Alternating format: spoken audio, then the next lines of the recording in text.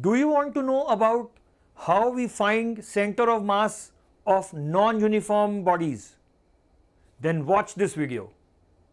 Today we are going to talk about the center of mass, how to locate the center of mass, the concept and definition of center of mass, and to find the center of mass of various distributions. We will also talk about the motion of center of mass in this today's video. Hello bachon. So let's start today with center of mass. I am Vipul Arora, your master teacher of physics at Vedantu. Okay, let's start.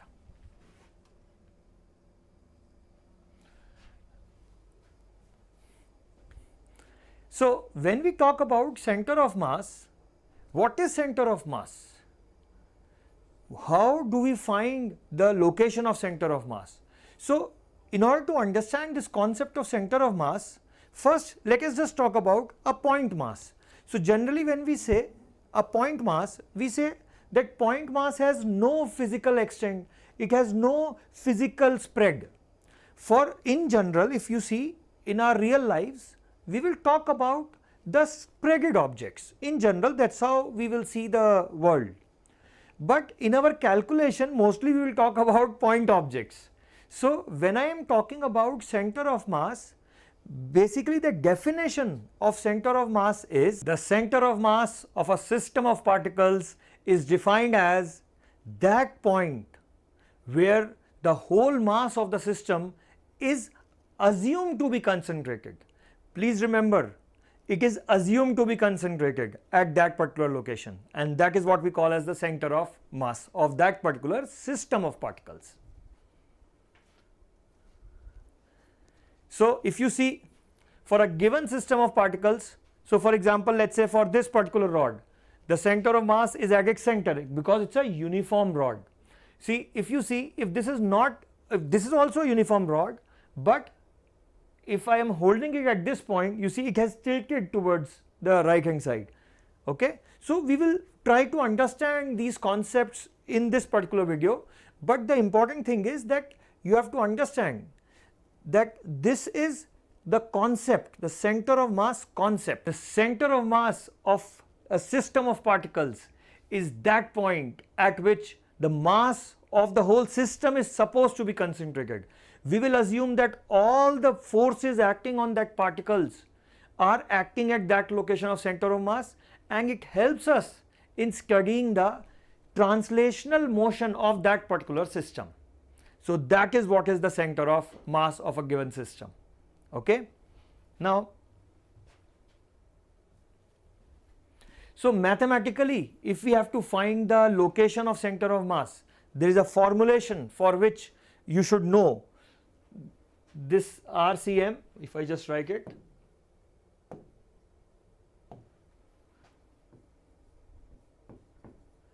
is equal to M1 R1 vector plus M2 R2 vector upon M1 plus M2 plus and so on. So what is M1, what is M2, what is R1, what is R2, and what is this dot dot dot? We have to understand each and every single term in this definition of the location of center of mass.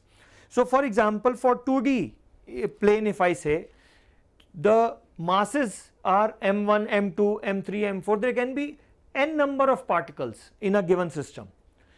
Each particle with respect to some origin of a coordinate system, I am giving position vectors R1 vector, R2 vector, R3 vector, and so on. These are the position vectors of each particle with respect to that origin which I have assumed. Now please remember, I am saying R1 vector for M1, R2 vector for M2, R3 vector for M3, and so on. Although this diagram is showing only 2, you can have any number of particles for calculation of center of mass. Now as per the definition, this formulation is M1 R1 plus M2 R2, all in vector form, M1 scalar R1 vector plus M2 R2 vector plus M3 R3 vector, whole divided by the sum of all the masses of that particular system, M1 plus M2 plus M3 and so on. Now if you see in this whole thing, this definition, we have to understand how to calculate the center of mass for different kinds of systems, although for discrete particles this is the kind of formulation which we will use. If the bodies are not discrete, if the point particles are not there, instead there is a continuous body, like maybe a rod or maybe a sphere, maybe a hollow sphere, maybe a hollow hemisphere, maybe a cone, so there can be many. So for those kind of things, how to calculate, we will talk about in this video. Okay. Now, so just to write the formulation again so that you can remember it clearly, RCM, this is equal to M1 R1 vector plus M2 R2 vector and upon M1 plus M2 and so on. Now you can see that this can be written in like short form or with a summation thing, Mi Ri vector upon summation Mi. So please remember that here I goes from 1 to n. I goes from 1 to n. So this is the definition for the location of center of mass. What is RCM? The location or the position vector of center of mass with respect to the same origin as R1 vector, R2 vector you found with respect to the same origin. Okay, be clear about it. Okay, now using this we can actually take an example also. Let's say you have a particle of mass, let's say m1 equal to 3 kg and it is placed at x1 y2. Okay, and let's say another particle m2 of mass 4 kg and it is placed at x3 y, let's say 4. So how to find the location of center of mass of this body or this two particle system? Simple, I'll just take an example so that you get the application of this formulation for your exam point of view. So I am writing RCM is equal to, now M1 3 into R1 vector. What is the position vector of this R1 vector? So R1 vector I can write 1 I cap plus 2 j cap plus M2. What is the R2 vector? 3 I cap plus 4 j cap. So M1 R1 plus M2 R2 upon M1 plus M2, 3 plus 4. You can find this RCM very easily now. Okay. Now the point is, in this thing, first we have to find this R1 and R2. But you know, there is an easy way out. Instead of finding it in this one big equation, we can actually break this into two equations. For example, I can say, in fact, for 3 dimension, it can be broken into 3 equations. So I'll just write XCM as M1 x1 plus M2 x2 upon M1 plus M2 and so on. Similarly, YCM as M1 y1 M2 y2 upon M1 plus M2 plus and so on. So you get XCM and YCM. Similarly, if there is a Z coordinate also, we can get ZCM as M1 Z1 plus M2 Z2 plus dot dot dot upon M1 plus M2 plus dot dot dot. So you can see that you can find XCM separately, you can find YCM separately, and similarly you can find ZCM separately. So if you have a system of particles, now I am sure that everyone in this class can find the X coordinate of center of mass, Y coordinate of center of mass and the Z coordinate of center of mass. Okay. Now let's take a step ahead. So again the same thing, it's in that formulation, you can see XCM, you can see YCM, you can see ZCM. Okay. Mathematically in the vector form you can write, as well as you can write in the form of X, Y and Z. Now what is XCM, YCM, ZCM? These are the coordinates of the center of mass of that particular system of particles. Be very clear about it. Okay. Now, so once you understand these basic formulations, let us start with a question. Now, if you see in this question, the concept is pretty simple. What are they trying to ask? They are trying to say that two masses are given 1 kg and 2 kg and they are located at x equal to 0 and x equal to 3 respectively. Please keep that in mind. that x equal to 0, 1 kg is located, x equal to 3, 2 kg is located, and they want the center of mass of this system of two particles. Concept is pretty simple. You have this formula. Now you can see one thing, that there is no y coordinate in this. So we can say that the y coordinate is anyway 0, z coordinate is also 0, because if nothing is mentioned, we will assume that it is on the same line only along the x axis. Okay. So I will write xEm is equal to m1 x1 plus m2 x2 upon m1 plus m2. So what is m1? 1 kg. What is x1? 0. What is m2? 2 kg. What is x2? 3 from here, and upon m1 plus m2 is 1 plus 2. So you get 6 upon 3, that is 2. So xEm is equal to 2. So the answer is this. Okay. This is the answer. Now important point is just to draw and get some feeling that this is at x equal to 0, this 1 kg mass, right, and x equal to 3, this 2 kg mass. Now you see the center of mass of this system lied on the x axis at x equal to 2 in this example.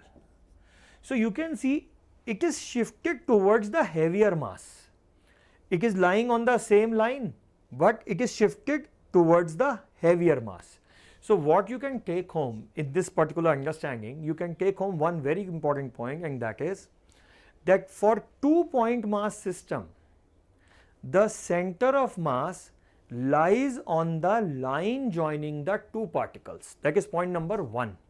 Secondly, the center of mass of these 2-point mass system will be closer to the heavier mass. It will shift towards the heavier mass. So if they both masses are equal, you will find that it will be at the center of the like two line joining the two particles, it will be at that center. But if one mass is heavy and the other mass is less heavy, so then it will be shifted closer to the heavier mass. Keep that physical feeling in mind, it will help you for sure. Okay. Now let's take a step ahead. Now if you see similar question now in a slightly different format. So see, the reason I am taking different questions so that you understand different varieties of the question or the concept, and that will help you in the exam for sure. Okay. So let us see. So what they are saying, there are 3 particles, 1 kg, 3 kg and 2 kg, and they have given the coordinate system and the origin of the coordinate system, and they are asking the distance of their center of mass from A. So basically what you need to do is first find the location of center of mass in terms of its coordinates.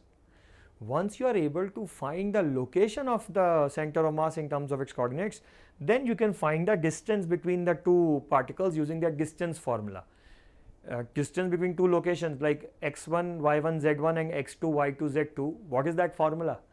x2 minus x1 whole square plus y2 minus y1 whole square plus z2 minus z1 whole square whole under root. So I hope you remember that formula, it will give you the answer of this question. Keep that in mind that they are not only asking the coordinate, they are also asking you to find the distance between the 2 points, that is the point A and the center of mass. So let us do it once quickly. So I am saying let us the center of mass is C. So I am writing x coordinate of center of mass. So m1 x1. So let's say I am writing ABC as m1 m2 m3 in my mind. So mass is 1 kg, x coordinate is 0. m2 x2, mass is 2 kg. Now what is the x coordinate of this? Now this requires some more understanding for the coordinate of B. So you can see I'll just drop. So I don't know about where it is exactly in the beginning. So what I will do, let me just remove this part. Okay, so can I say this will be 1 cos 60, that is 1 by 2, and this will be 1 sin 60, that is root 3 by 2. 1 cos 60 is 1 by 2, 1 sin 60 will be root 3 by 2. Okay, although you can see it's a equilateral triangle, things already know, you already know the things, but it is just that I want to do it with the very basic concept which I have taught you just now. So 1 into 0 plus this is 2 into the x coordinate will be 1 by 2. So this coordinate system is 1 by 2 x coordinate and y coordinate will be root 3 by 2. So 1 into 0 plus 2 into x coordinate will be 1 by 2 plus here x coordinate will be, now what is the x coordinate? 1, because this distance is 1 and y coordinate is 0. So plus 3 is the mass and this is 1. So 1 into 0 plus 2 into half, 3 into 1 upon, remember, upon m1 plus m2 plus m3, 1. So you got the answer for this. Now you can write this as, just solve, this will be 1 plus 3 upon 3 plus 2 plus 1, 6, 4 upon 6, 2 upon 3. This is just the x coordinate. Now how to find the y coordinate? m1 y1. So you can see the mass 1, y coordinate 0, m2 y2, 2 kg root 3 by 2 plus m3 y3, 3 kg y coordinate 0 upon m1 plus m2 plus m3. This will be root 3 upon 3 plus 2 plus 1, 6. That is your YCM. Now since you know XCM, YCM, now they want the distance from 0, 0. So the answer will come out to be XCM minus 0 whole square plus YCM minus 0 whole square and under the root. This is my answer of this question. Okay. So I hope this is clear to everyone in this class. Okay. So this is how we find the center of mass of different point particle systems. Okay. Now let's take a step ahead.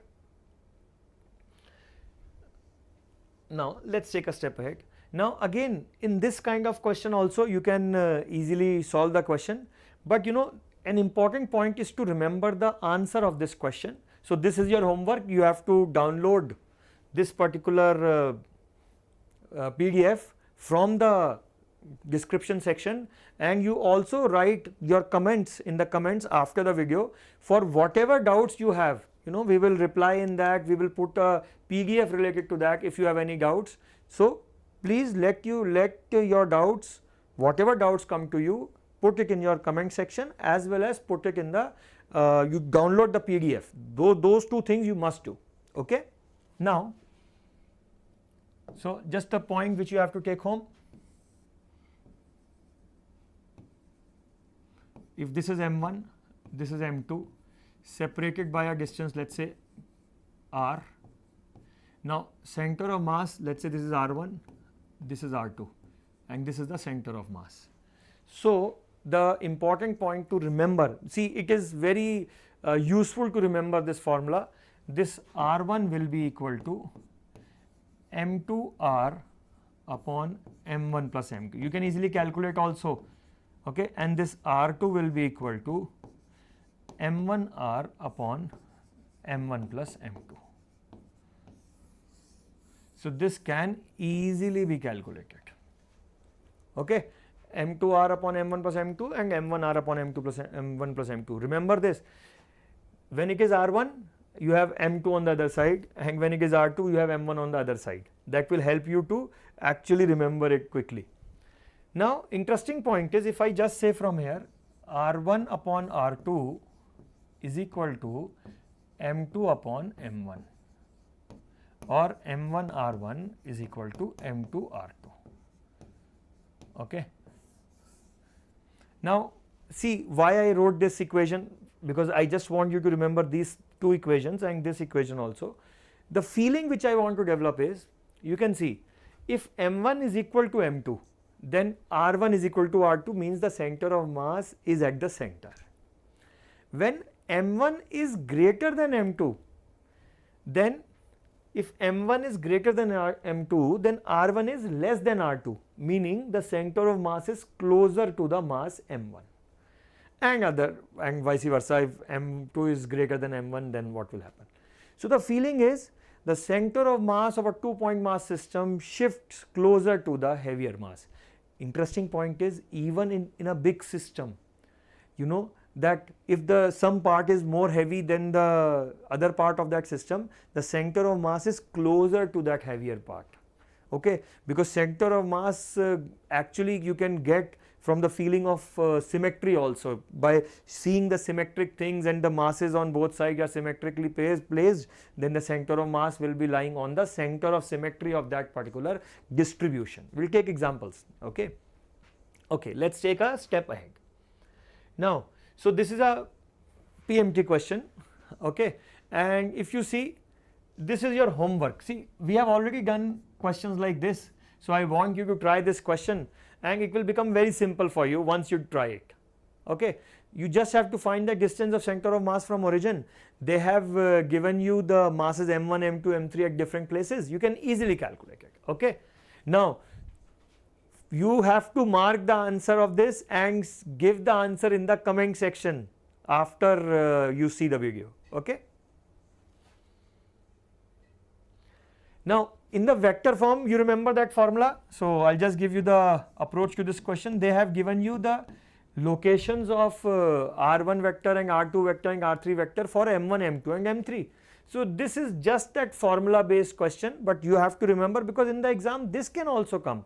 The only thing to learn in this question is, one, the formula, and one more thing is not to do a mistake, because it is easy to get mistakes, okay. So, try not to do mistakes in such questions for sure, okay. I will just write the formula for you: summation mi ri vector upon summation mi, okay. I in this case will be going from 1 to 3, I will go to from 1 to 3, okay.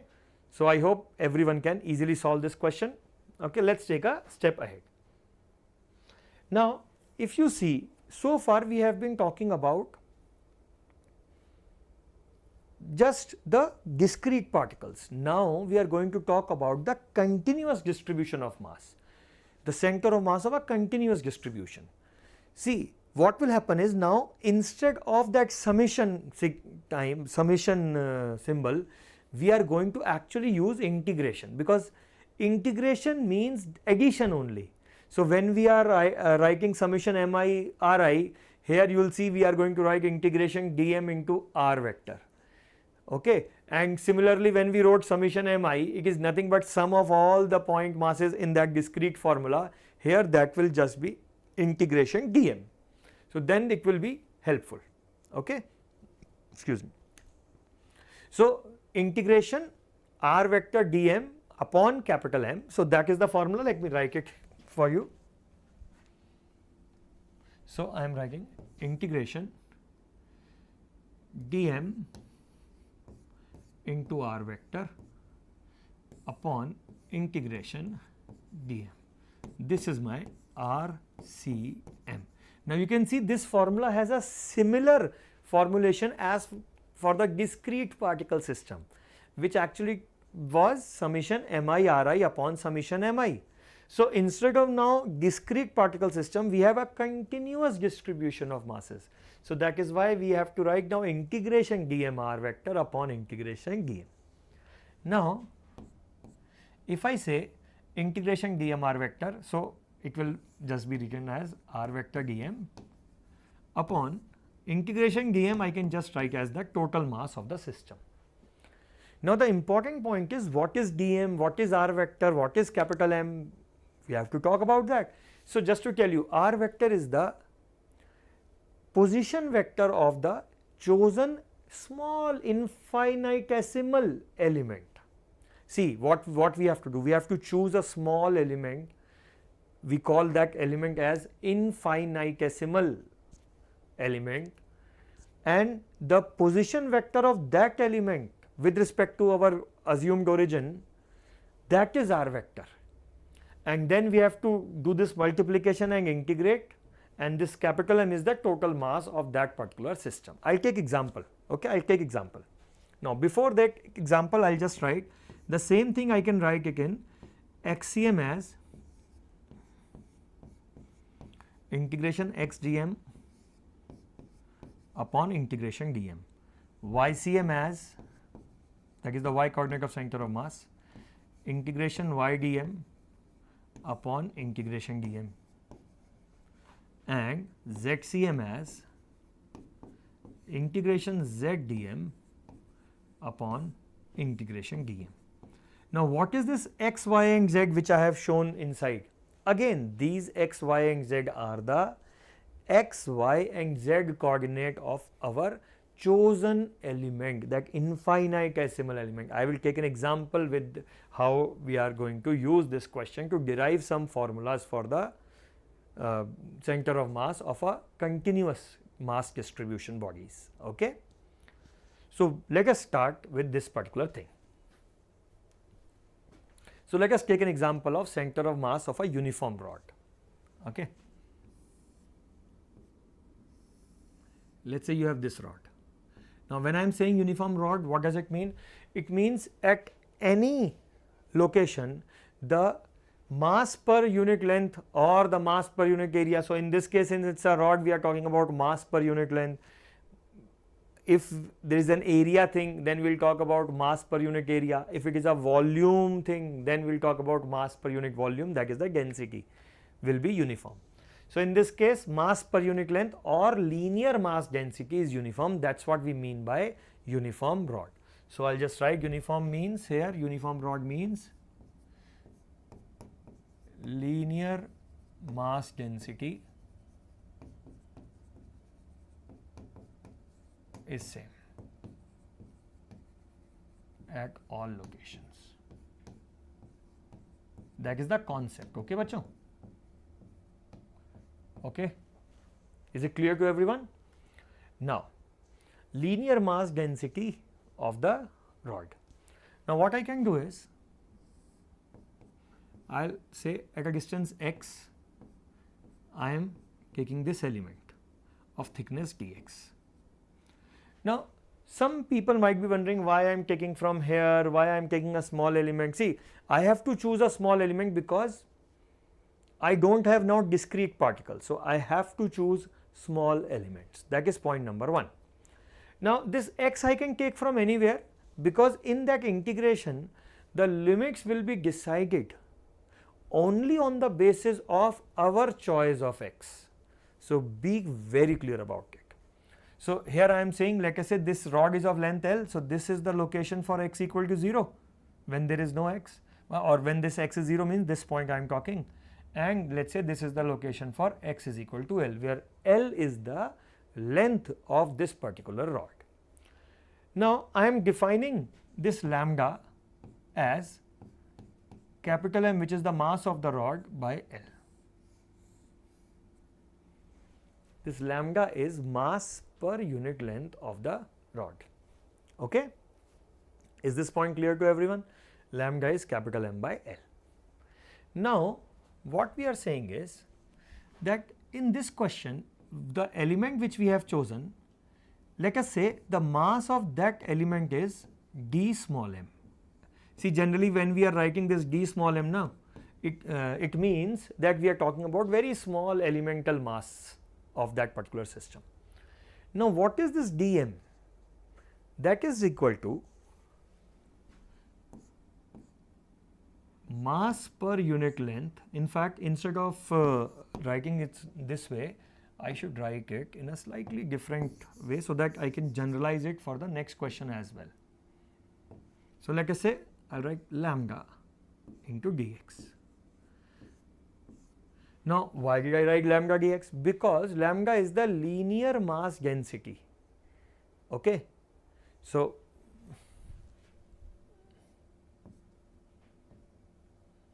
just a second.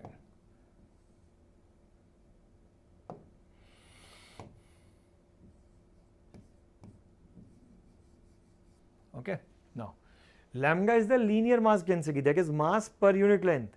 Now for this small elemental length dx, the mass will be lambda times dx. You can think it of like a unitary method. Okay. Now dm is equal to lambda dx. Now can I say, if I want to locate the XCM of this rod, then the formula was integration x dm upon integration dm. Now one thing you can see from here is that this x is the center of mass of the chosen element. Now since this element is so small, I am saying that x location for the center of mass of the chosen element with respect to the chosen origin, is x only. So in this question I will say, from this expression and from this choice of origin, I can say this is x only, and multiplied by dm, which is lambda dx upon integration. Now dm is lambda times dx. Now the important point is, what are the limits over this integration? So if you see, it is integrating over x. When I say integrating over x, what is the feeling here? Basically we are taking different elements of x and we are adding those elements to get this expression. So this integration meaning addition of this. So basically we are multiplying x with dx in this case, because lambda will come out of the integration in this example. Why it will come out? Because lambda is a constant. That is why this lambda will come out. So I will write lambda integration x dx, and the limits over x are x equal to 0 to x equal to L. Why I have to take from 0 to L? Because I have to take for all the elements, because for calculation of center of mass, all the elements of the rod needs to be counted here. Integration, lambda is out. Okay. Now since lambda is out, I can just cancel. Please remember, don't cancel it inside the integration. Take it out if you can take it out, only then you can cancel. Okay. Now I can integrate. I hope everyone knows integration in this class. X square by 2, and then we put the limit 0 to L, it will become L square by 2. And dx integration is x, and then from 0 to L it will be L. So you got the answer of this center of mass as L by 2. So as soon as you got the answer as L by 2, you see that this is what you have expected for a uniform rod. That is, see, this is a uniform rod. So the expectation is that the line of symmetry is this. So the center of mass of this particular rod will be at the center only. That's the feeling in this concept. Okay. So the center of mass of a uniform rod is at center only. Okay. So I hope this is clear to everyone. Now, if this rod is not uniform, let us say, just for the sake of talking now, if I ask you,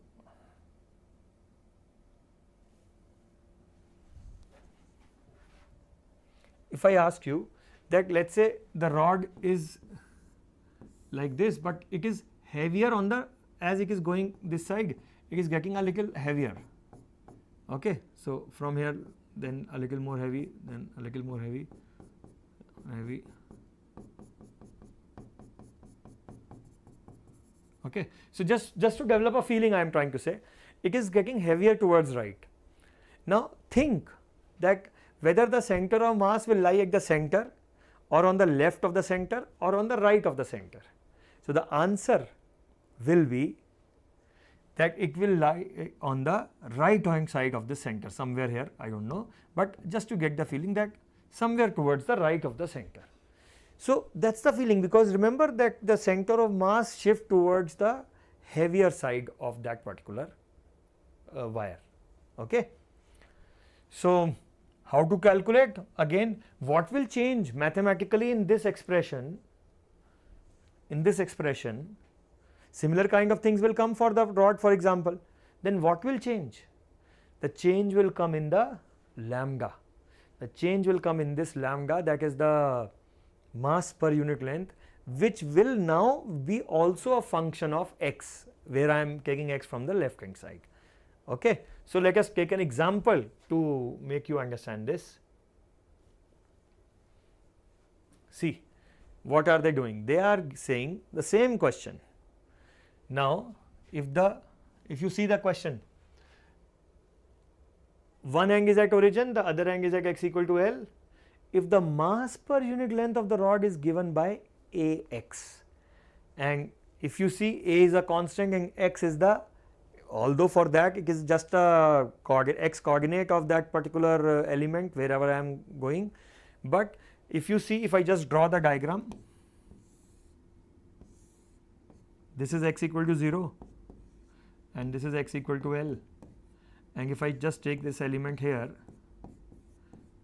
so can you see the x, this is the x coordinate and this is also this distance x. So, x coordinate and of the center of mass and the x distance of the center of mass from its one end, they both are same. So, we have nothing to worry about.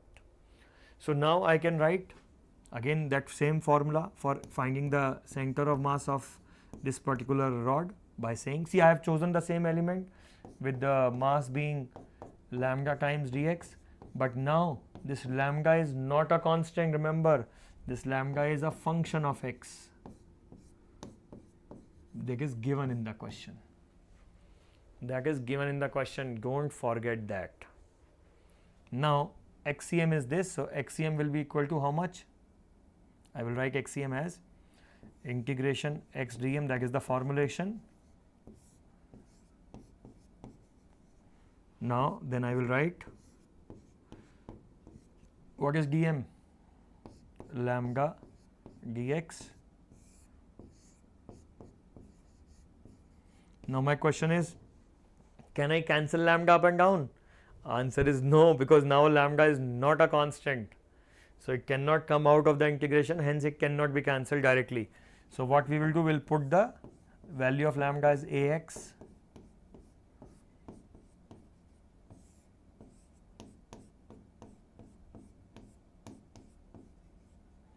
now what you can do is you can take A out of the integration and cancel it. Why are you able to cancel A? Because A is a constant as given in the question, you see. So, now I will just take it out and cancel. So, I hope you understand, I have taken it out and then cancelled. So, you are left with x square dx integration upon x dx integration. Now, the limits are from 0 to L. Why? Because again you have to choose the element from starting from x equal to 0 to x equal to L. All the elements needs to be chosen for the rod. Now, once you get this 0 to L thing, so now it is just the integration. I will just do this L cube by 3 and L square by 2. So, you get 2L by 3, and that is what you also expected, that it has to be towards the other half or towards the right hand side, because as per the mathematical expression Ax, as we are going towards right, it is getting heavier and heavier. So, that is why the center of mass lies towards the little right of the center. Okay. So, this is an interesting question, and one more interesting question, a little on the tougher side, but that is something similar kind of question, but yes, you have to be focused and do things correctly. Okay, this is important. Okay, so let's do this, and I have a feeling this kind of question may also come sometimes in the NEET exam, because nowadays some tough questions may also come. Okay, so let's see. So again, the thing is, lambda is given as a plus bx. So I am just writing xcm is equal to integration x dm upon integration dm. Now see, I am directly going to the solution because this is a similar question, only thing is lambda is a little different. So now I am writing integration x, now lambda dx, dm is lambda dx. So lambda is a plus bx.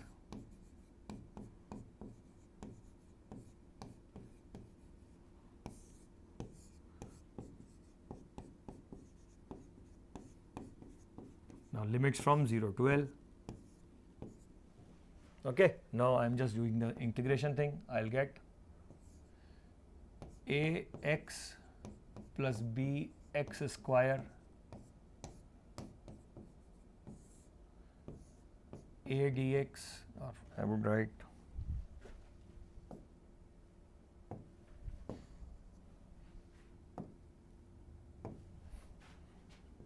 a plus bx dx. Now I'll integrate. Okay, so I am using the limit 0 to L and then I am integrating. So x dx will be x square by 2, so it will become L square by 2. Now it will become b L cube by 3. It will become a L plus b L square by 2. Now you see it will become, so I'll just take, I think we can cancel L and L, so I'll just keep it like this.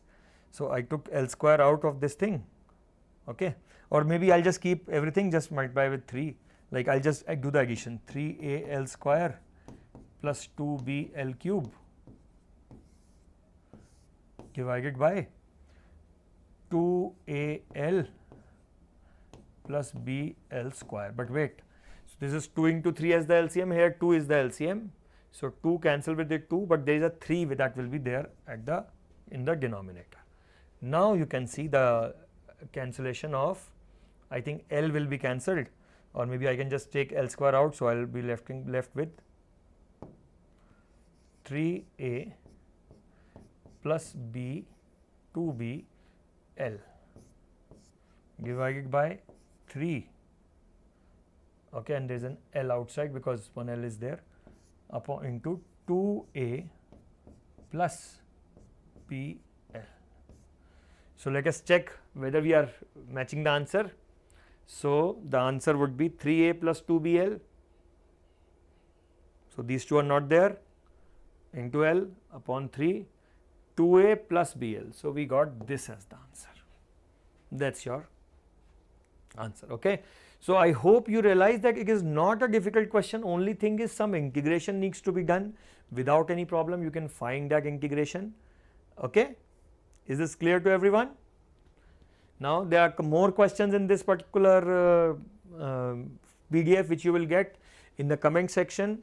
You have to make sure that you solve the questions in this PDF after downloading it from the description in the description box, and give your answers in the comment section after solving it. Okay, it is very important, and do like and subscribe. That is again a part of your class. Okay, so let's stop for now for this thing. Okay.